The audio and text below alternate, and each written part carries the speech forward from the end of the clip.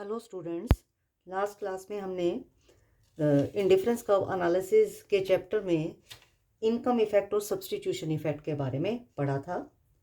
आज हम पढ़ेंगे कि separation of substitution effect and income effect, इस हेडिंग को हम पढ़ेंगे। प्रतिस्थापन प्रभाव और आय प्रभाव का अलगाव।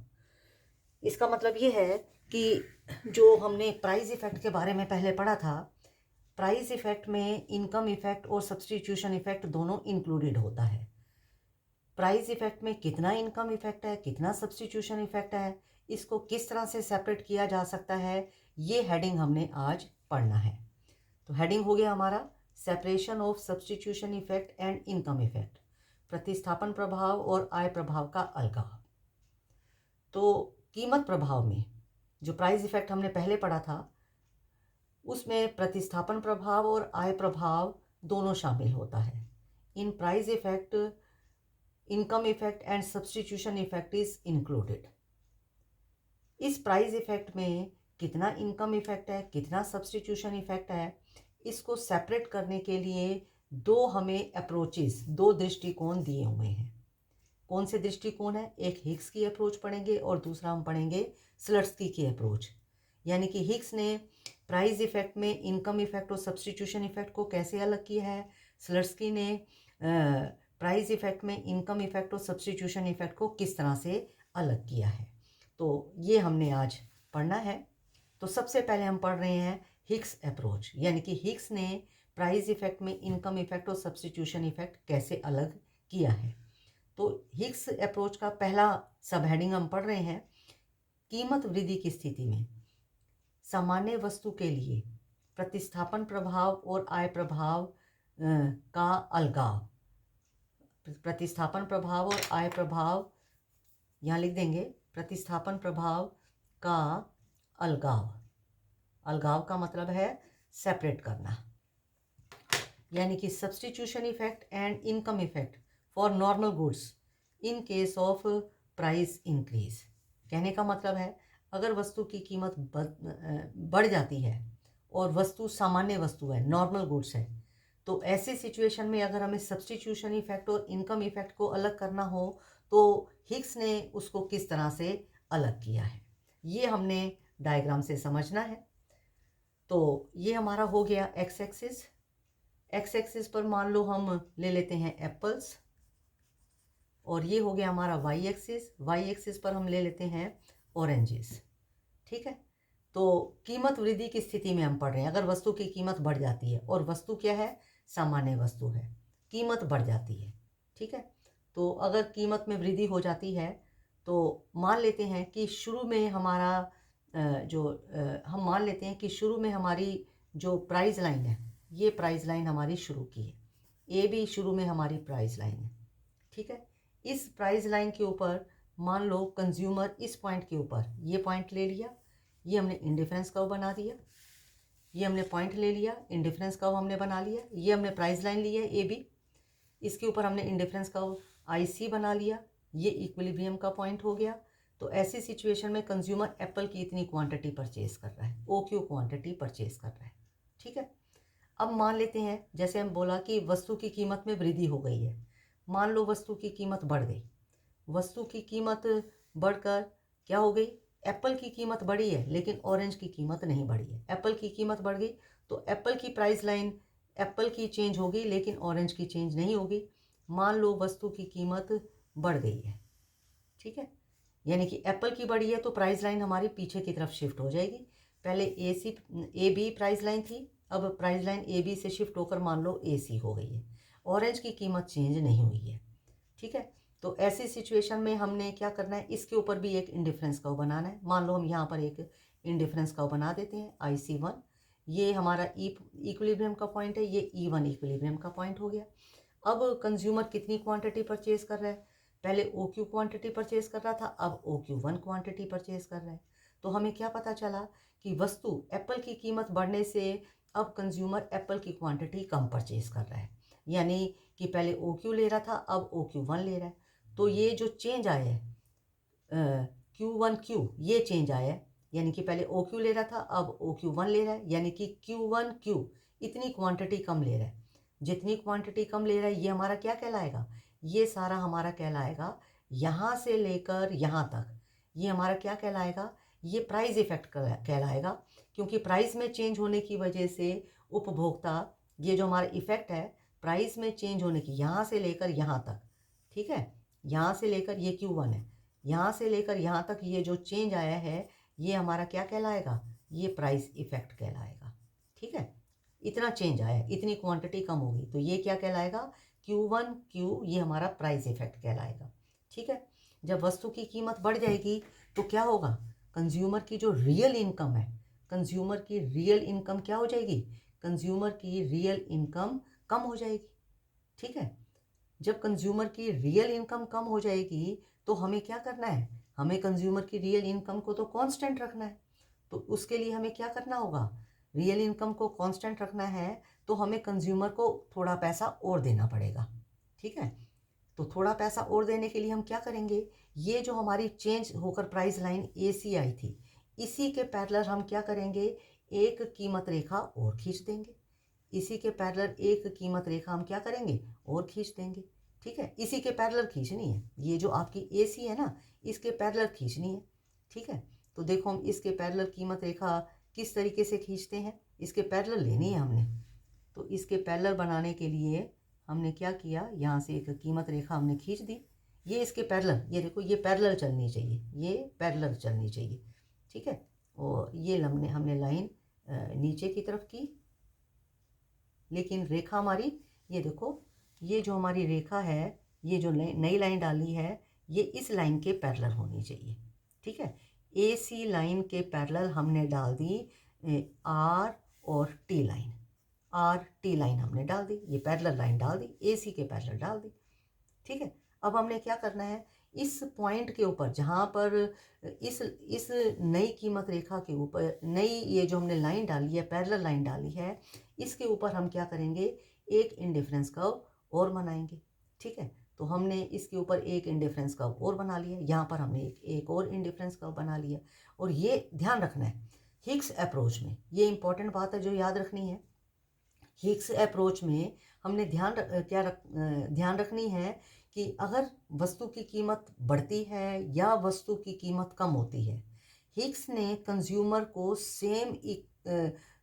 को सेम सेटिस्फेक्शन लेवल के ऊपर रखा है, यानी कि सेम इंडिफरेंस कर्व के ऊपर हिग्स ने कंज्यूमर को रखा है।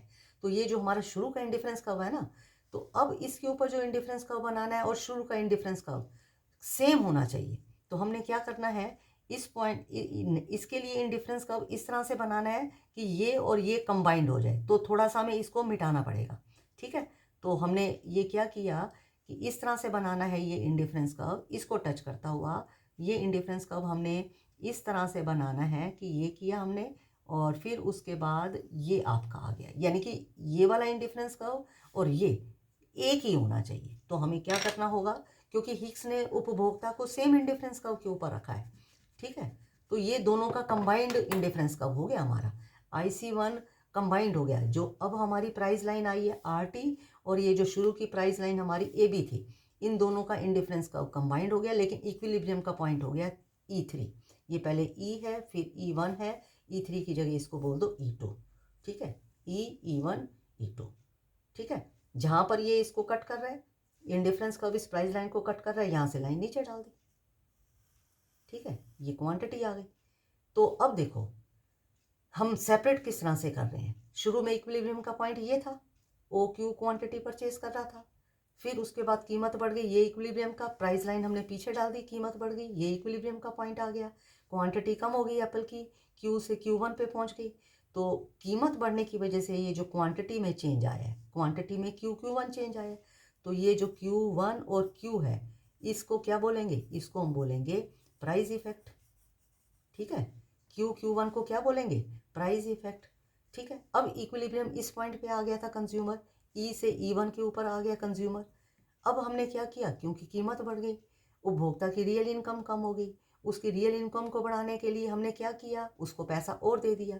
पैसा और देने के लिए जो हमने एक आगे की तरफ डालनी है, पैरेलल लाइन डालनी है, इस AC नई प्राइस लाइन के पैरेलल हमने लाइन डाल दी RT।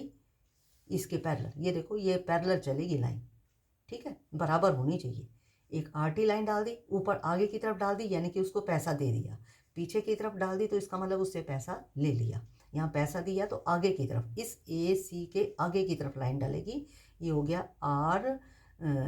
आर टी, इसके पैरेलल डाली, आगे की तरफ डाली, इसका मतलब कंज्यूमर की क्योंकि रियल इनकम कम हो गई थी इसलिए हमने उसको पैसा दे दिया, और पैसा दे दिया उसकी रियल इनकम को थोड़ी कांस्टेंट रखने के लिए, बढ़ाने के लिए, पहले से क्योंकि कम हो गई थी उसको बढ़ाने के लिए पैसा और दे दिया। अब हमने इस पैरेलल लाइन के ऊपर आर टी के ऊपर एक इंडिफरेंस कर्व डालना था, तो इंडिफरेंस कर्व हमने इस तरह से डाला कि ये जो पहला इंडिफरेंस कर्व है और इसका इंडिफरेंस कर्व कॉमन होना चाहिए, ठीक है, इसलिए पहले वाले इंडिफरेंस कर्व को थोड़ा सा इसका हिस्सा मिटा दिया, इसको आगे की तरफ एक्सटेंड करके एक कॉमन बना दिया, ठीक है। अब कंज्यूमर इस E1 पॉइंट से शिफ्ट होकर कहाँ पर आ गया, उसका इक्विलिब्रियम का पॉइंट E2। अब E1 से E2 पे क्यों शिफ्ट हुआ है, क्योंकि उसको हमने उसकी रियल इनकम को बढ़ा दिया, इनकम बढ़ने की वजह से तो इसका इक्विलिब्रियम का पॉइंट चेंज हुआ है, क्योंकि उसके रियल इनकम को पैसा देकर बढ़ा दिया, तो E1 से E2 पे शिफ्ट हुआ है। यानी कि नीचे अगर हम क्वांटिटी देखें ये Q है और ये आपकी ये Q1 है, और ये मान लो इसको हमने Q2 लिख दिया, ठीक है, यानी कि Q1 से Q2 पे आ गया। अब तो जो Q1 से Q2 पे शिफ्ट हुआ है, ठीक है, ये उसकी रियल इनकम बढ़ाने की वजह से ये चेंज आया है। Q1 से Q2 को जो शिफ्ट हुआ है इसको हम क्या बोलेंगे, इसको इनकम इफेक्ट, क्योंकि उसकी हमने रियल इनकम बढ़ा दी तो इसका ये इफेक्ट आया है, तो ये Q1 से Q2 ये इनकम इफेक्ट कहलाएगा। बाकी क्या रह गया, क्योंकि हमारा प्राइस इफेक्ट कितना है Q1Q हमारा प्राइस इफेक्ट, यहाँ से लेकर यहाँ तक हमारा प्राइस इफेक्ट है, Q1 से Q ये प्राइस इफेक्ट है। इस प्राइस इफेक्ट में इतने में इतना ये हमारा क्या है, ये इनकम इफेक्ट है, तो बाकी क्या रह गया, बाकी ये पोर्शन रह गया, यानी कि रह गया Q2 और Q। ये जो Q2 और Q रह गया है इसको क्या बोलेंगे, इसको बोलेंगे सब्स्टिट्यूशन इफेक्ट। बाकी जो बच गया वो सब्स्टिट्यूशन इफेक्ट कहलाएगा, ठीक है। ये जो बाकी इतना हमारा इनकम इफेक्ट है, जो बाकी बच गया इसको हम क्या बोलेंगे, सब्स्टिट्यूशन इफेक्ट। तो प्राइस इफेक्ट में कितना इनकम इफेक्ट है, price effect Q1Q price effect है, इसमें हमारा इनकम इफेक्ट कितना है Q1Q2, ये हमारा इनकम इफेक्ट है, क्योंकि इनकम में चेंज होने की वजह से क्वांटिटी बढ़ी है, उसको उसकी रियल इनकम को हमने बढ़ा दिया था, और बाकी जो रह गया ये हमारा सब्स्टिट्यूशन इफेक्ट कहलाएगा, ठीक है। तो ये डायग्राम प्रैक्टिस करने से आते हैं, इस तरह से आपने इस डायग्राम की प्रैक्टिस करनी है। अब हमने क्या पढ़ा, हमने पढ़ा कि कीमत में वृद्धि होने की स्थिति में वस्तु सामान्य है, कीमत में वृद्धि होने की स्थिति में प्रतिस्थापन प्रभाव और आय प्रभाव को हमने सेपरेट कर लिया, ठीक है। अब हमने क्या पढ़ना है, मान लो वस्तु की कीमत में कमी आ जाती है, पहले कीमत में वृद्धि किया था, अब हम मान लेते हैं वस्तु की कीमत में कमी आ जाती है। कीमत में कमी की स्थिति में और सामान्य वस्तु है तो प्रतिस्थापन प्रभाव और आय प्रभाव को हमें अलग करना है। Separation of substitution effect and income effect in case of normal goods for price fall, ठीक है। तो कीमत हमारी कम हो गई, वस्तु सामान्य है, तो हमें इनकम इफेक्ट और हमें सब्स्टिट्यूशन इफेक्ट को अलग करना है प्राइस इफेक्ट में से। तो ये हम किस तरह से करेंगे, वस्तु की कीमत में कमी आती है, ठीक है। मान लेते हैं ये शुरू में हमारी ए बी कीमत रेखा है, ये ए बी कीमत रेखा है, ये हमारा एक्स एक्सिस हो गया, ये एक्स एक्सिस पर हमने एप्पल्स लिए हैं, वाई एक्सिस पर हमने ऑरेंजेस लिए हैं, ये आपकी वाई हो गई। ए भी हमारी कीमत रेखा है, ठीक है। इसके ऊपर हमने क्या किया, इसके ऊपर हमने एक इंडिफरेंस कर्व बना दिया, मान लो ये हमने इसके ऊपर इंडिफरेंस कर्व बना दिया, ये आई सी इंडिफरेंस कर्व बना दिया, ये इक्विलिब्रियम का पॉइंट हो गया, ठीक है। एप्पल की कितनी क्वांटिटी परचेज कर रहा है, एप्पल की OQ क्वांटिटी परचेज कर रहा है, ठीक है। मान लो एप्पल सस्ते हो गए तो प्राइस लाइन आगे की तरफ शिफ्ट कर जाएगी, लेकिन ऑरेंज की प्राइस सेम रही है, एप्पल हमारे सस्ते हो गए हैं तो प्राइस लाइन एप्पल के लिए आगे की तरफ शिफ्ट कर जाएगी। मान लो एप्पल हमारे क्या हो गए हैं, एप्पल सस्ते हो गए हैं, ठीक है, तो ये नई प्राइस लाइन होगी हमारी AC, ऑरेंज की कीमत सेम रही है। इसके ऊपर फिर हमने एक इंडिफरेंस कर्व बना दी। मान लो इसके ऊपर हमने इंडिफरेंस कर्व यहाँ बना दिया, ये IC1 हो गया, ये इक्विलिब्रियम का पॉइंट हो गया E1 हो गया।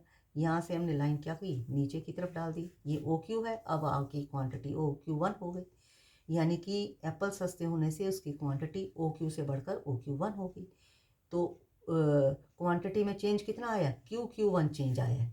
ये जो QQ1 चेंज आया ना, Q और Q1 चेंज आया, इसको हम क्यों बोलेंगे, प्राइस इफेक्ट, यानी कि एप्पल सस्ते होने की वजह से एप्पल की क्वांटिटी बढ़ गई है। ठीक है, लेकिन हमें क्या करना है, हमें कंज्यूमर की, एप्पल सस्ते हो गए तो कंज्यूमर की रियल इनकम बढ़ गई, लेकिन हमें कंज्यूमर की रियल इनकम को तो क्या रखना है, कांस्टेंट रखना है। तो कंज्यूमर की क्योंकि रियल इनकम को कांस्टेंट रखना है, तो हमें जो उसका पैसा बचा है, बचे हुए पैसे को हमें क्या करना है, बचे हुए पैसे को हमें वापस लेना है। ठीक है, तो बचे हुए पैसे को किस तरह से वापस लें, इसके लिए हमें क्या करना है, एक कीमत रेखा, जो हमें प्राइस लाइन है, कीमत रेखा पीछे की तरफ डालनी है। पीछे की तरफ डालेंगे क्योंकि नई कीमत रेखा ये आई है, इसके पीछे डालेंगे क्योंकि उसका पैसा बच गया, उससे वापस लेना है। तो इस AC के पैरेलल हम एक लाइन डालेंगे, इसके पैरेलल, मान लो इसी E पॉइंट से हम लाइन निकाल देते हैं, इसके पैरेलल हम एक लाइन डाल देते हैं। ठीक है, यह ध्यान रखना है कि लाइन हमारी कैसे होनी चाहिए, लाइन इसके पैरेलल डालनी चाहिए।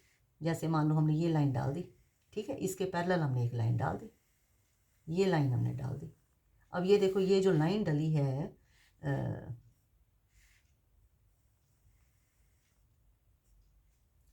ये लाइन कौन सी डली है, ये लाइन डल गई। मान लो इसका नाम हमने दे दिया M और इसका नाम हमने दे दिया N। ये MN किसके पैरेलल है, इस AC के पैरेलल है, इसके सीध में, इसके बराबर है। ठीक है, अब इस नई कीमत रेखा के ऊपर हमें एक इंडिफरेंस कर्व डालना है।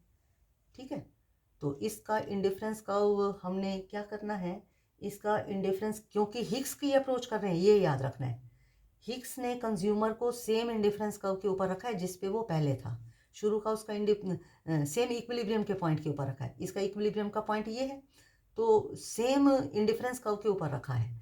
तो ये वाला, ये पहला इक्विलिब्रियम का पॉइंट है, ये पहला इंडिफरेंस कर्व है, उसी के ऊपर रखा है। तो आपने ये वाला इंडिफरेंस कर्व, इसको इस तरह से बढ़ाना है कि ये इस प्राइस लाइन को टच करे। ठीक है, तो इसी इंडिफरेंस कर्व को, ये पहले वाले इंडिफरेंस कर्व को ही आपने आगे लेके जाना है। और मान लो ये हम इसका पॉइंट ले लेते हैं, इसको और इसको मिला के बना दो, इसके ऊपर भी हमें एक बनाना है ना, तो आपने ये पॉइंट ले लिया इसके ऊपर, इस नई प्राइस लाइन के ऊपर, तो ये आपका एक इंडिफरेंस कर्व हो गया IC, यानी कि पहले वाला आप इसको मिटा दो, यहाँ IC मिटा दो। ठीक है, क्योंकि दोनों का कंबाइंड इंडिफरेंस कर्व बनेगा। ठीक है, जो पहला वाला इंडिफरेंस कर्व था, और अब जो आपका E2 पॉइंट है, ये यहाँ है E2 पॉइंट, इनका कंबाइंड इंडिफरेंस कर्व बनना है। फिर मैं आपको बता रही हूँ कि हिग्स ने कंज्यूमर को सेम इंडिफरेंस कर्व के ऊपर रखा है, इसलिए ये कंबाइंड इंडिफरेंस कर्व बनेगा। ठीक है, तो देखो, शुरू में इक्विलिब्रियम का पॉइंट था, यहाँ से शिफ्ट होकर यहाँ पर पहुँच गया, तो Q1 क्वांटिटी में चेंज आया।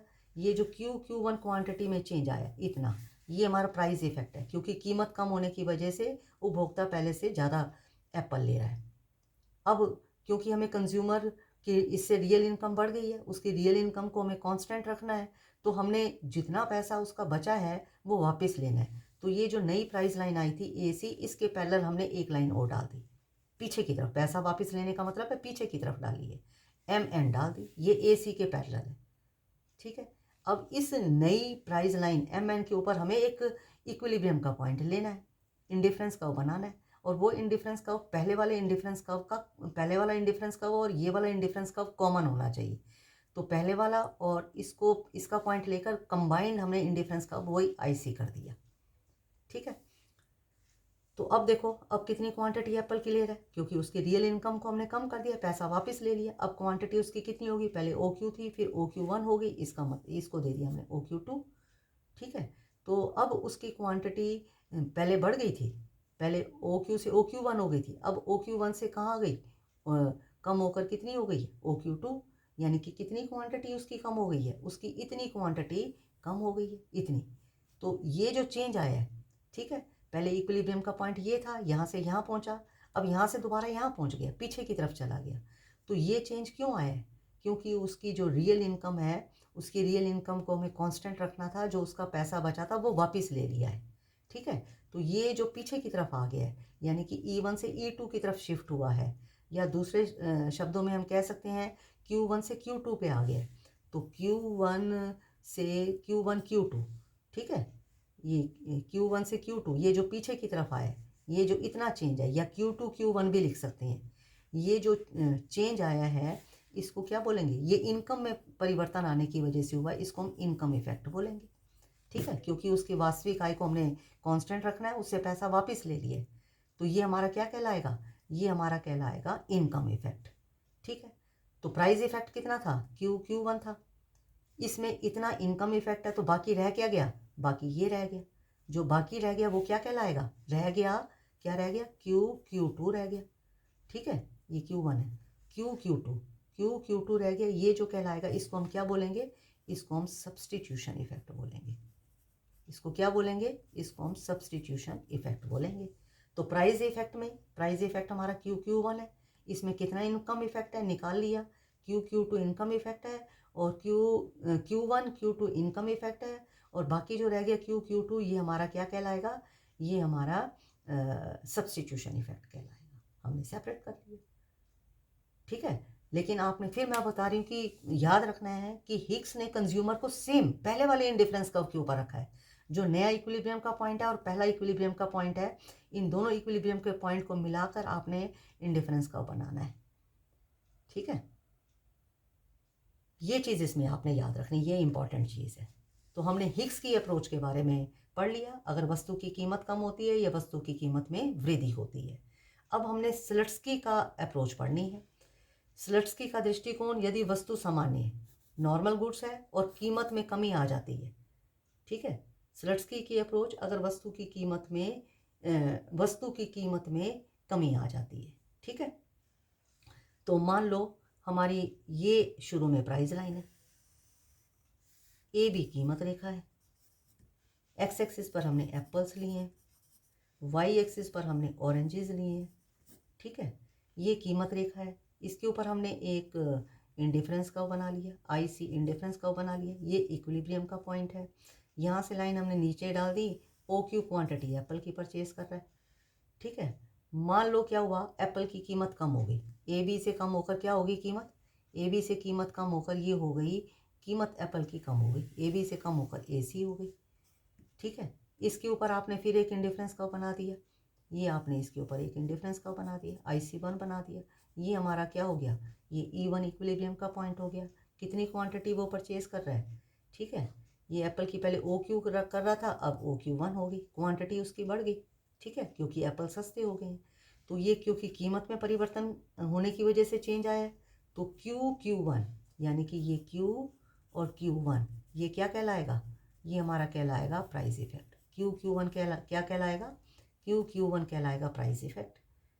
ठीक है, क्योंकि एप्पल सस्ते हो गए हैं, तो ये कीमत रेखा यहाँ चली गई थी। अब एप्पल सस्ते होने से कंज्यूमर की क्या है? कंज्यूमर की रियल इनकम बढ़ गई है। ठीक है, रियल इनकम बढ़ गई है, लेकिन हमें उसकी रियल इनकम को कांस्टेंट रखना है, तो उसका जो बचाया हुआ पैसा वो वापस लेना है। तो ये जो नई हमारी कीमत रेखा AC आई है, इस AC के पैरेलल हमने क्या करना है? इस AC के पैरेलल एक और कीमत रेखा निकालनी है पीछे की तरफ, क्योंकि उसका पैसा बचा हुआ वापस लेना है। ये जो पहला इक्विलिब्रियम का पॉइंट है ना, आप इसी से निकाल दो, इसी से आप आगे निकाल दो, इसी के पैरेलल लेना है आपने।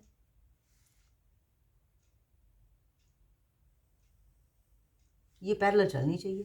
ठीक है,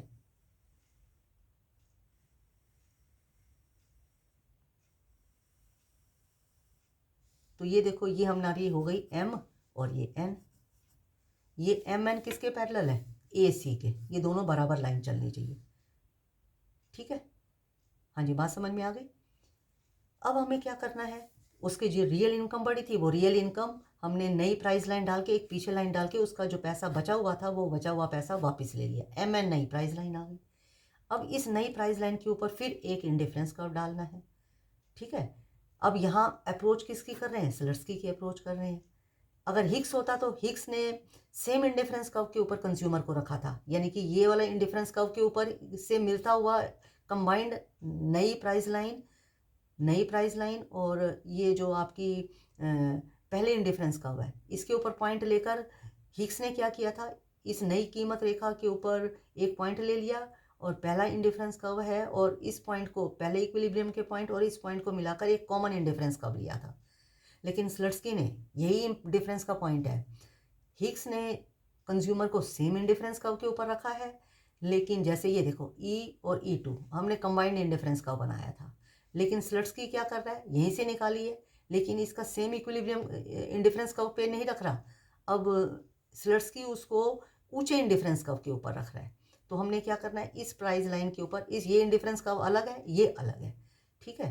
तो स्लट्सकी ने उपभोक्ता को ऊंचे इंडिफरेंस कर्व के ऊपर रखा है। ये IC है, ये IC1 है, ये IC2 हो गया, ये IC1 है, ठीक है। तो ये प्राइस लाइन को इंडिफरेंस कर्व यहाँ टच कर रहा है, ये नया इक्विलिब्रियम का पॉइंट E2 हो गया। यहाँ से लाइन हमने क्या कर दी, यहाँ से लाइन हमने डाल दी नीचे, ठीक है। तो अब देखो पहले इक्विलिब्रियम का पॉइंट ये था, यहाँ से यहाँ आया, यानी कि OQ क्वांटिटी से OQ1 हुई, ये प्राइस इफेक्ट हो गया। अब इस इक्विलिब्रियम पॉइंट से यहाँ शिफ्ट हो गया, E1 से E2 पे पहुँच गया, ये यहाँ पीछे इतना पहुँच गया। ये क्या हुआ, उसकी रियल इनकम वापस ले ली, तो उसका इक्विलिब्रियम का पॉइंट पीछे हो गया। तो इसका नाम मान लो हमने EQ दे दिया। तो Q2 और Q1 ये जो पीछे की तरफ आया, Q2 Q1 ये क्या कहलाएगा, ये आय वापस लेने से, उसकी रियल इनकम जो बढ़ी उसको वापस लेने से इफेक्ट आया है। तो हम कहेंगे ये जो Q2 और Q1 है ये क्या कहलाएगा, ये इनकम इफेक्ट कहलाएगा। Q2 Q1 क्या कहलाएगा, इनकम इफेक्ट कहलाएगा, ठीक है। लेकिन और बाकी जो बचा हुआ इफेक्ट हो गया, बाकी क्या रह गया, बाकी रह गया ये, ठीक है। यानी कि Q2 ये जो Q है और Q2 है, Q और Q2 क्या कहलाएगा, बाकी रह जाएगा। जो बचा हुआ है वो सब्सटीट्यूशन इफेक्ट कहलाएगा, ये सब्सटीट्यूशन इफेक्ट कहलाएगा। ये बचा हुआ Q2 सब्सटीट्यूशन इफेक्ट कहलाएगा। तो प्राइस इफेक्ट कितना है, Q1।